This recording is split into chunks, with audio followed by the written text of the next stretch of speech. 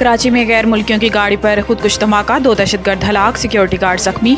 SSP Malir Tariq Mastoi के मुताबिक गाड़ी पर खुदकुश हमला हुआ है। धमाके के बाद पुलिस और रेस्क्यू टीमें जाए वाक़या पर पहुंच गई और इमदादी सरगर्मियां शुरू करके वाक़े के जख्मियों को अस्पताल मुंतकिल किया गया। पुलिस के मुताबिक जिस गाड़ी को निशाना बनाया गया इसमें गैर मुल्की सवार थे। धमाके के वक्त फायरिंग भी की गई थी। धमाके में 3 अफराद जख्मी हुए। पुलिस के मुताबिक वाक़े में जाँ बहक होने वाले अफराद की ताहाल शनाख्त नहीं हो पाई। ताहम धमाके में जख्मी होने वाले 2 अफराद 45 साल नूर मोहम्मद और 45 साल लंगर खान के नामों से शनाख्त हुई। दोनों सिक्योरिटी गार्ड थे और गैर मुल्कियों की हिफाजत के लिए इनके साथ गाड़ी में मौजूद थे।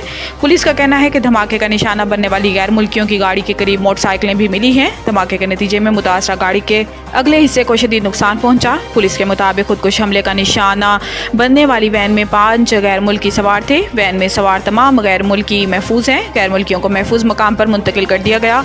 एक खुदकुश हमलावर धमाके में हलाक हुआ जबकि इसके दूसरे साथी को पुलिस ने फायरिंग करके हलाक किया है।